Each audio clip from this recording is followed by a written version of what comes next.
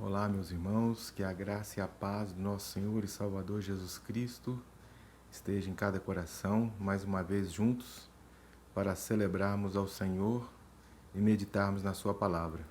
Nesta oportunidade, eu quero ler apenas 4 versículos do Salmo 91, versos 1 e 2, 14 e 15, que diz: Aquele que habita no esconderijo do Altíssimo descansa à sombra do Onipotente, diz ao Senhor: meu refúgio e meu baluarte, Deus meu, em quem confio. Porque a mim se apegou com amor, eu o livrarei, pô-lo-ei a salvo, porque conhece o meu nome. Ele me invocará e eu lhe responderei. Na sua angústia eu estarei com ele, livrá-lo-ei e o glorificarei. Que ele nos abençoe. Oremos. Senhor nosso Deus, nosso Pai, nós te agradecemos, Senhor, pela oportunidade que o Senhor nos concede. Abençoe a todos que ouvem, ó Pai, a tua palavra e nesta noite sejam abençoados em nome de Jesus. Amém. Como viver sem medo num mundo perigoso como o nosso? Esse salmo tem sido usado desde o início, desta pandemia de diversas maneiras. Mas nesta oportunidade, irmãos, eu quero refletir apenas nesses 4 versículos. A outra parte do salmo eu deixo para aqueles que têm usado este salmo até mesmo como um amuleto, como um mantra, quando na verdade esse salmo está falando de uma realidade que, assim como Davi, nós também estamos vivendo. Momento de angústia, momento de desespero, mas nós que temos o Senhor como nosso sumo sacerdote e pastor, Ele tem nos dado a oportunidade de atravessarmos este momento com bastante altivez e temos certeza que nós enfrentaremos todas essas dificuldades porque o Senhor está conosco. E o salmista, ele não nos convida apenas para nos separarmos do mundo, mas pelo contrário, Ele diz que nós temos que ser, na verdade, pessoas que integram o nosso tempo de forma que demonstram que creem num Deus vivo, num Deus todo-poderoso. Nós temos visto aqui no Salmo, verso 1 e 2, que o salmista, ele nos revela o seu segredo, Ele nos apresentou, assim nos 2 primeiros versículos, 4 nomes de Deus. E por isso ele, com esta ideia, deixa-nos transparecer e nos mostra o quanto nós somos seguros no Senhor. Ele usa aqui 4 palavras. Ele usa a palavra Elohim, que é Deus Altíssimo, Deus de todas as coisas. Ele usa Shaddai, que é Todo-Poderoso, Deus Provedor. Ele usa Jeová ou Yahvé, quer dizer Senhor, é o grande eu sou. E Elohim, que é Deus, Criador, no sentido de Criador, Todo-Poderoso. Então são 4 palavras importantes, Possessão, provisão, promessa e poder. Esse é o nosso Deus. O nosso Deus que nós temos encontrado refúgio, que nós temos encontrado fortaleza. E mais à frente, o salmista, ele nos dá algumas ideias de como nós podemos viver sem medo num mundo tão tenebroso. E a primeira ideia que ele nos passa nestes 2 primeiros versículos é que nós devemos nos entregar a Deus. Entregue-se a Deus.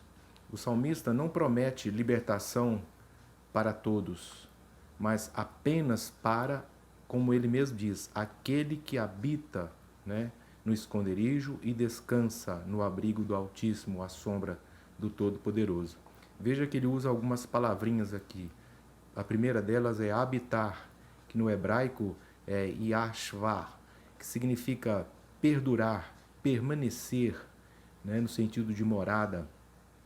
Outra palavra que ele usa é descansar, no hebraico loon, que é alojar, passar a noite com tranquilidade, dá-nos a ideia de descanso. E as outras 2 palavras que ele usa é a palavra refúgio e fortaleza. E aí vem-nos a seguinte pergunta, Então, como nós devemos nos entregar a Deus? E ele então dá 4 dicas. A primeira delas é: diga a Deus o que Ele é para você. Deus vai se tomando, ou se tornando, desculpe, né? Deus vai se tornando para nós aquilo que confessamos que Ele é. Não estamos falando aqui de confissão positiva, né? Muito pelo contrário, porque ouça o que ele diz no verso 1: aquele que habita no abrigo do Altíssimo e descansa à sombra do Todo-Poderoso, pode dizer ao Senhor: Tu és o meu refúgio e a minha fortaleza, o meu Deus em quem confio. Alguns por aí dão ênfase ao ato da confissão, ao passo que na Bíblia enfatiza, na verdade, o conteúdo, né? Exatamente a palavra que é que nos transforma, a palavra nos transforma, a palavra nos liberta, e tem sido muito usada aí os Romanos, né, 8:32, de forma descontextualizada, diga-se de passagem, mas a verdade que é o Senhor Jesus nos transforma. Então nós temos que viver pelo que cremos, né? E o que cremos? Aquilo que nós cremos, na verdade, é a vitamina para as nossas almas. E depois ele também nos dá uma segunda ideia, de que é refugiar-se sobre a verdade da palavra. A verdade é proteção, é âncora da nossa alma. Por isso que o diabo, quando tentou Jesus, ele usou as palavras da Bíblia. E Jesus, né, contra-atacou também utilizando a palavra, só que de forma correta. No verso 4, ele diz: Ele o cobrirá com as suas penas, e sob as suas asas você encontrará refúgio. A fidelidade dele será o seu escudo e protetor. Então nós temos que nos refugiar na pessoa e na palavra do Senhor Jesus. E em terceiro, ele diz que nós devemos manter aceso a chama do amor de Deus em nós. Como nós temos visto, né, tanta demonstração de ódio, às vezes até mesmo dentro dos nossos arraiais, né? Como as pessoas estão tão enfurecidas, né? Cada dia a gente vê um exemplo tão negativo de pessoas que destilam, né, ódio uns pelas outras por conta dessa situação que nós atravessamos. Mas nós cremos em Deus e cremos na sua palavra.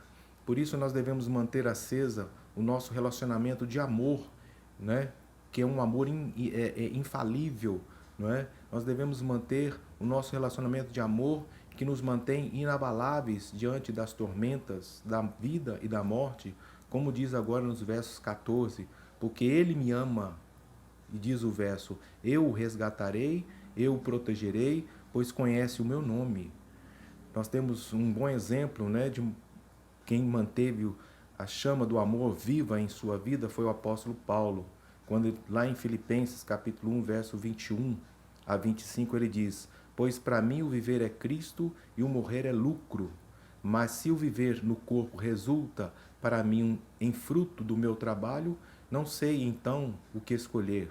Sinto-me, porém, pressionado de ambos os lados, tendo desejado de partir e estar com Cristo. Por isso é muito melhor.